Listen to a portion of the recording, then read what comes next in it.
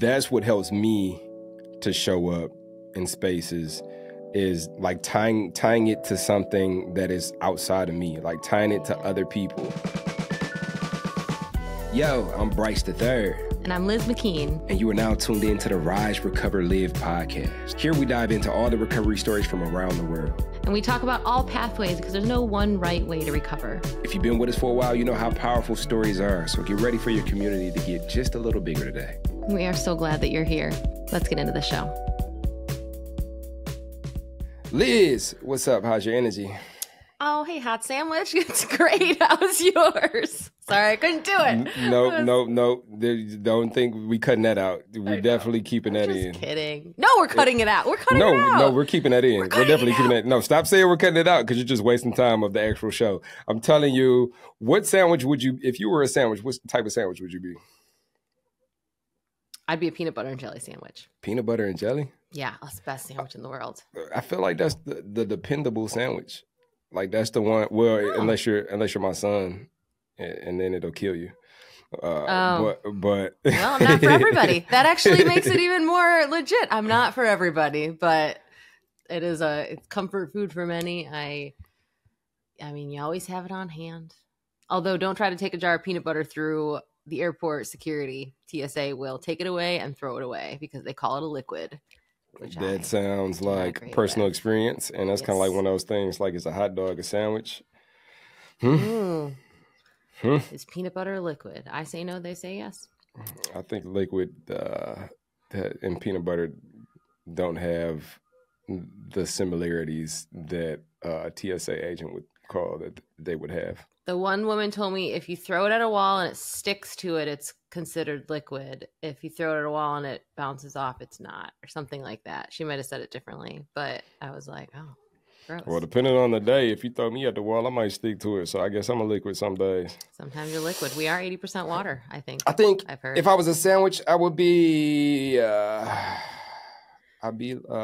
this rap. I'm not going to say the name of the rap because it might be a little vulgar for our audience. But there's this rap down in Atlanta. It's a vegan rap at Tassili's. I'm actually about to go down to Atlanta this month to see my cousin get the presidential address or something like that. And I'm about to get one of these wraps. But it's like the best wrap. It's got all type of like good. It's got kale. It's got like corn in it. It's got some other stuff in there where it's just like delicious. And I think I'd also be a corned beef sandwich because that's like specifically Detroit. I was gonna say maybe a Reuben, and isn't corned beef in a Reuben for you? Yeah. A Reuben is, but it's got the sourdough, the marble bread, huh? I think a lot of times it's on that marble, and then it's got the sauerkraut in it too. Yeah. So it's got a little sweet, a little spice. Like it's just like such a variety pack within a sandwich, but it all works together. And like you don't think you're gonna love it, but even if you don't love the individual ingredients, sometimes you take a bite and it's like, damn. And welcome everybody to Rise, Recover, Lunch Meat. This is that was so good.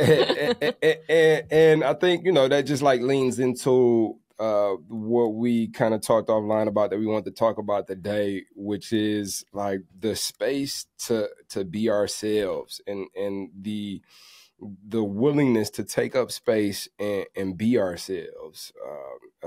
I've had the experience of like, okay, I'm gonna come into space, but not just as me. Like I have to like turn this into something, or I have to wrap it all together and make it make sense within the context of the space that I'm in, which is that's an important skill to have. And sometimes it's okay. All the times it's okay. But I think it's a conversation that we have to have with ourselves to allow ourselves to like show up to the podcast and talk about sandwiches for the first 2 minutes. Like, Yeah. Well, and I think, I feel like there's different versions of showing up as whatever you think you're supposed to show up as. Like, because I've had experiences where I'm showing up trying to be what I think I'm supposed to be, and it's absolutely no version of me. Like, it's absolutely like this is Liz playing the part of the person she thinks who would belong in this place because she doesn't think she does. But then there's also scenarios, and I feel like this happens more and more in recovery, and definitely in recovery spaces. Like you're gonna see a slightly different version of me if I'm in a meeting, with a organizational leader versus if I'm, strategizing with you about the podcast versus if I'm, hanging out, if we're hanging out, like, in just like purely a friendship mode. But those are all authentic versions of me. Those are all parts of what make me up, like I'm in a different mood 100 times a day, and like all those different pieces exist within me. But I think the skill is to bring out the part that is, I don't know, kind of like most beneficial to the scenario. That feels different to me than like, I'm going to pretend I'm this other person because that's who I think fits here and I don't. And that's not what I want to do. That's not how I want to live. Yeah. And, because we love to give you all a peek behind the curtain just to like get deeper into the context around like how this topic came up. I don't want to put you on blast, but I think it's important for people to, I kind of do. I think it's important for people to like know like what people go through. And Liz didn't want to do a solo episode today. Liz does not like solo episodes, and by solo episode I mean we hold space for people to share their stories, their recovery stories, their mental health, behavioral health journey stories, and so oftentimes we'll have guests. The episodes where it's just Liz and I, Liz isn't necessarily fond of showing up and doing those episodes, and I'll let her speak for herself. But I think that because she doesn't want to be the person who sucks up all the air and says that this is about me and I'm the most important person and my story is the most important story in the world, I think that's the type of person that I want to take the space up and contribute to the conversation, because you're very aware of how easy it is to take up a space and make everything about you. But why didn't you want to do? Why do you feel like your stomach turns when your words, not mine, when it's time to do a solo episode, as in the episode with just you and I? Well, I mean, I think it's what you said. It's, it's such an honor being on this podcast and hosting it with you, we have a conversation whether or not the camera was rolling. But the honor is that we get to lift up stories, from this community, that we get to talk about all the different voices that contribute to the space of recovery and, like you said, behavioral health in general. And the thing that attracted me to the Phoenix and then to the role that I'm in now, where I get to work with the Phoenix and all sorts of other partners, is that I deeply believe in multiple pathways, like endless combinations of pathways. And I deeply believe in like every single person's very valid and unique perspective and experience, and even the seasons that happen within one person's life experience. And it's exciting to be able to lift those up. And I think something I'm proud of is that we do that on this podcast. And, the last thing I would ever want is to take away from that, is to have any, just create any kind of impression that I think that, my story, my voice is one that is, more important to be heard. And certainly that just does take up more space because I'm in every single episode, and we might have a guest that's only in one. And, when we do the solo episodes, I love having conversations together, and also want to never lose sight of all those other voices that have just such, brilliant and helpful things to say. And there's, I'm peanut butter and jelly. I'm not for everybody. Some people are allergic to peanut butter, and that's okay. Just want to acknowledge that, I guess. Yeah, no, and I think that's an important process. And I think it serves to these spaces that you have that process. And, like, as we talked earlier, like, no, your voice is not more important than the voices that come on and contribute their stories to this space. And it is just as important, and not like important, like, okay, I'm Liz and I'm about to tell everybody about, you know, my story and my recovery journey. And this is what I think is important. And, you know, and I do yoga and I eat sandwiches, whether they're cold or hot, but like just being an expression of who you are, like, and taking up space and talking about, you know, what you have for lunch and talking about what's on your mind right now, currently, obviously with an objective, because the show is called Rise Recovery. If somebody found the show, they found the show looking for a recovery podcast, but know that you're an exemplification of what recovery looks like. And you don't have a monopoly. We don't have a monopoly on what recovery is, but somebody is going to hear you talk, knowing the context of the show, and really relate and find community and just you being yourself. And that's why I think this space is important, and why I think these episodes with you and I are important, because, you know, I think the conversations that we have are some that somebody could benefit from, just hearing people talk in this space that is you and me, you know? Yeah. And I enjoy that, you know, when I listen, I'm a avid podcast listener, and I love just hearing people talk. I love feeling like I'm just, you know, a fly on the wall for people's conversation. And yeah, well, thank you for saying all those things, because we balance each other out really well in about 1,000 ways. And it was funny because I actually left a message for you this morning. I was like, I don't want to do a solo episode, so don't make me, okay? All right, okay, bye. And then all of a sudden my phone rings, had the audacity to call me, and it was like, well, here's what I think maybe is going on, and here's why I think we should do it. And you did that in a really beautiful, like, way of someone who's, you know, totally like hearing what I'm saying and respecting it, and also, you know, challenging it in a way that made sense. And that's the thing. That's the thing too. Like in friendship, like a relationship that I'm invested in a way where I care about a person, and I'm involved in how they show up, and I know they value what I contribute to their life, and vice versa. Like that was for me, it's a nuanced navigation, because the first thing I asked you, like, cause I sent a voice note back first before I called. That's true. I was like, you know, my response was, Liz, we are podcast hosts. Like, you got to show up to work, you know? But the first thing I said when I called you was like, was I being insensitive? You know, because I know, like, sometimes I don't want to do something, and that inclination to not want to do something is like really like my values align with the action that I'm taking. And I just don't. Something's telling me like, this isn't a fit. I'm not in alignment, and this is not the way. So I wanted to make sure that wasn't the case for you.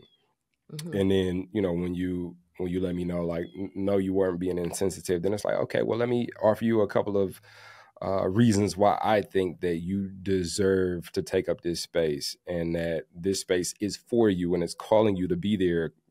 The host of the Rise Recovery Live podcast, like, I need you there. Let's do it, you know. And how can I make the space more open for you to be able to contribute? How can I make it comfortable?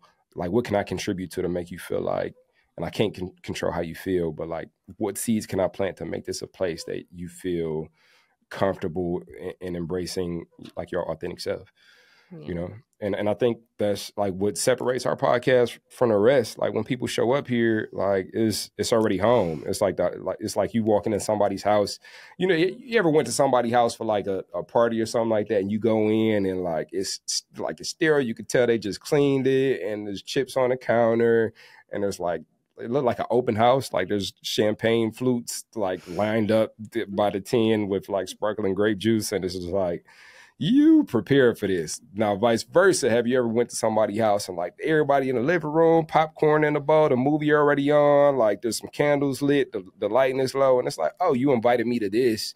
Like, like You I live in feel, this house. yeah, I feel Mm-hmm. honored to be here, and like I'm encouraged to engage, and I Mm-hmm. want to be here because this already feels like home. Yeah. Yeah. Yeah. And I love that image of coming into a house and feeling warm and feeling welcome, because that's the house that you can walk into and feel like it's okay to be yourself. Yeah. Right. And I mean, you can ask where the cups are so you can go get yourself, something to drink. You can get comfortable, like as opposed to the house that is set up all perfect, which if you're one of those people out there who has a beautiful, perfect house, this is just coming from jealousy because I just wish I could be a person who keeps a perfect We love you, house. and we want to invite to We the love you. crib, And so. also, can you please help make me more like you? But you're a little nervous, right? Like, okay, I'm taking my shoes off. Where do I put them? Is it okay to sit here? Like, is it okay to touch this? Like those things. I will for sure break something. So I'm sorry to all the people out there that have beautiful things in their home. But I feel like that's what we are trying to create, and what I think we are creating here, which is a space that feels welcoming, that you feel like you can come into and be yourself. And by we, I mean not just Bryce and I mean, the Phoenix community and the app community and like the recovery community. And more and more, I feel like that's what's happening. Like, come as you are, and all are welcome. And the part that I see us playing in that I hope we play in that in some small way is similar to how like the Phoenix started to begin with. Which when, you've probably heard of Scott Strode. If you've listened to the podcast, he has a little cameo in our old intro, and actually has a image cameo in our new intro, and he's been on the show. But he and Jackie Helios, who we need to get on the show, both founded the Phoenix, this organization that has impacted like over 500,000 people. And some people, including myself, are like, I don't even know if I'd be sitting right here right now. I definitely wouldn't be sitting right here right now, but I don't know if I would be in this world if it hadn't been for the Phoenix coming into my life. It made that big of an impact. And at the same time, like, I didn't know Scott existed for a real long time. I just knew there was this little community in Tampa that made me feel like I could walk into a gym and be my whole self for the first time possibly ever, and not be ashamed of this thing that had happened to me that I had, hid so carefully from the entire world. And so Scott and Jackie created this organization in this community, and the thing that makes them such great leaders is that they step into the spotlight when they need to. Like Scott, he just has a book coming out that we'll put the pre-order link in the description, and he has a TED Talk that a lot of people hear. Jackie has a TED Talk, but at the same time, I would say probably a good portion of that 500,000 people have not shook hands with Scott. And that's the thing that makes it special, is that he started this, and he and Jackie started this, but it's not about them. It doesn't have to be, it's about the community. It's about all the people. And, it's the same thing with the Phoenix on the app, where, Phoenix created this app originally just so people could get to Phoenix everywhere, right? And find their local Phoenix or join a Phoenix virtual event. And then we're like, you know what? Like, a lot of people are finding us. Let's make sure that when they find us, they find lots of resources, lots of communities, and lots of organizations. And so we started inviting all these partners on. And now we've got almost 50 other organizations that are running hundreds of events that, are just as highly attended and sought after as Phoenix events. Because even though we created this thing, the reason it's going to help so many people is because it doesn't need to be about us. It's that, I think that's what true like leadership in any space is, whether it's a human, like a one person or an organization, is being like, hey, I want to create this. And also, I don't have to be the star of it, like this is not about me. And I just want to make sure that I'm lifting up the things that are going to help people and setting the stage for people to be able to walk in and make it their own. And that's what's going to make it special. Yeah, and I'm willing to take up space. I'm willing to be the Phoenix, and I'm willing to lean into the ethos of the Phoenix community, and really stand on what it is that we built. And I'm also willing to be in this space, bringing attention to recovery, Dharma, to smart recovery. It's like the Phoenix app is like the we are the world of apps. You know what I'm saying? Like Michael Jackson, all of our head.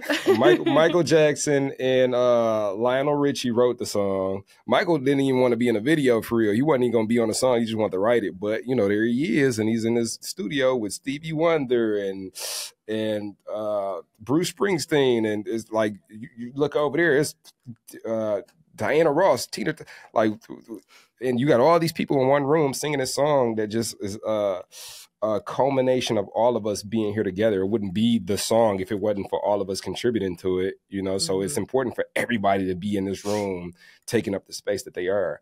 But it's not like the song by Michael Jackson, you know? And that's what I really appreciate about the process of recovery, about the resources that exist, the resource that we specifically contribute to, which is the Phoenix app. And, you know, you showing up and doing a solo episode today. Because if you weren't here, then it's a hole. You know what I'm saying? Like, it's a hole, you know, and it's felt, you know? So, yeah. Well, thank you. That makes me feel very loved, and thank you for... And now let's hold hands. We are the world. We are the people. No, this won't be the day that we sing into. Damn. I know. Another day. We already Such a cold sandwich, Liz. We both went right back to the sandwich conversation. And to bring it back to the beginning, the whole point of the show.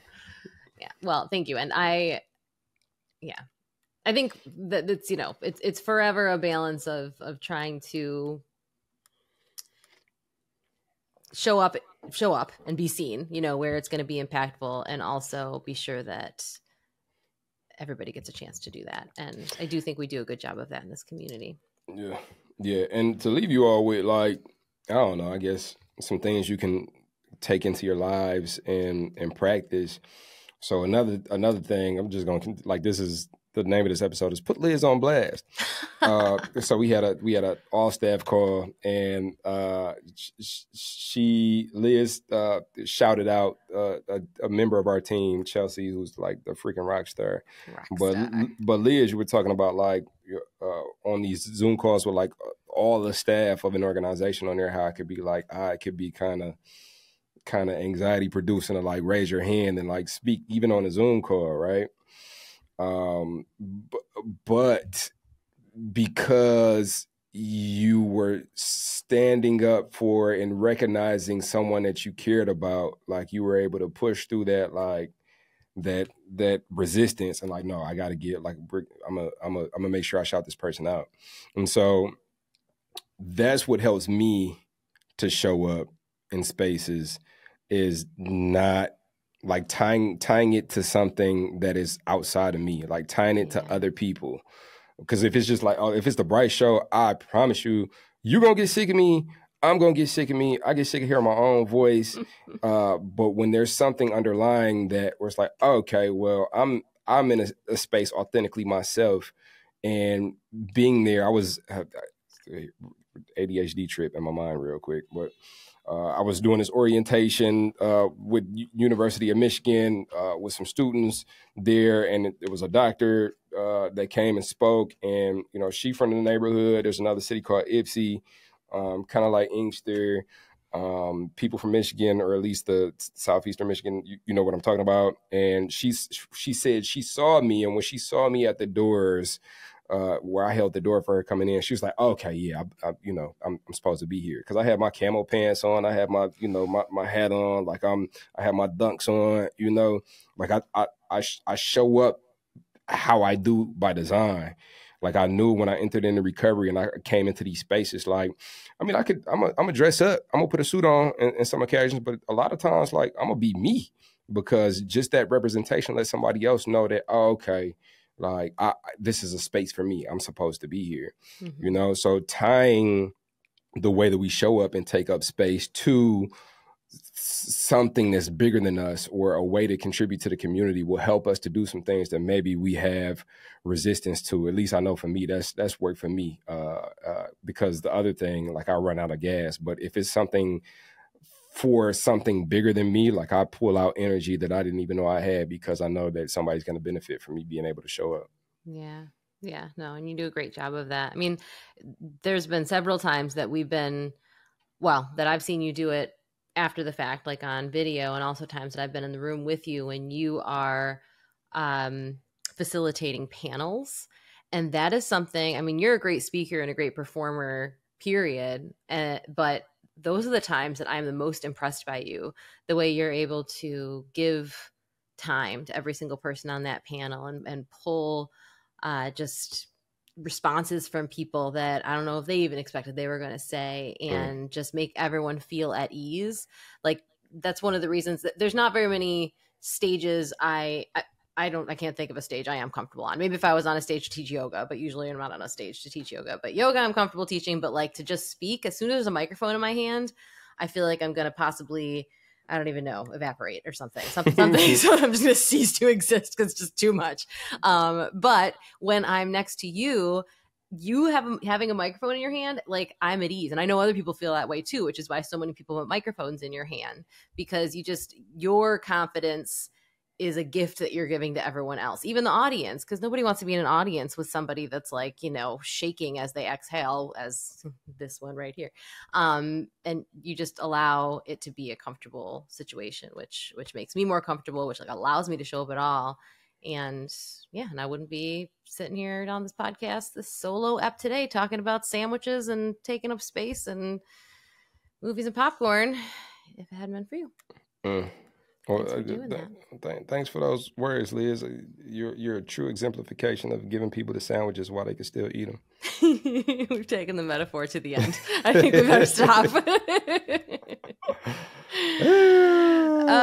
So whatever kind of sandwich you are out there, whether you're peanut butter and jelly or Reuben or pastrami on rye, that might be the same thing. Yeah, head to the Phoenix app and pop in the Rise, Recover, Live podcast space. And I mean, if you want to go above and beyond, I want to see a picture of your favorite sandwich. Just shoot me a picture of your favorite sandwich. I'd love to see what your favorite sandwich looks like. But if not, you could just pop in here and just let us know what kind of sandwich you are, what kind of sandwich you prefer, what's your go-to sandwich, man. And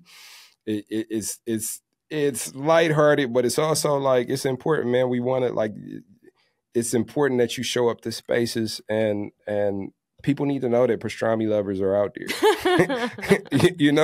Like you just being there is important. Yeah. And so we want to hear from you. So hop into the Phoenix app and head on over to the Rise, Recover, Live podcast space. Come talk to us. This is our show. Yeah, we love you. It would be no fun to do this without you. So it sure would. Being here. It sure wouldn't. So we will catch you next time on the next episode of the Rise, Recover, Live podcast.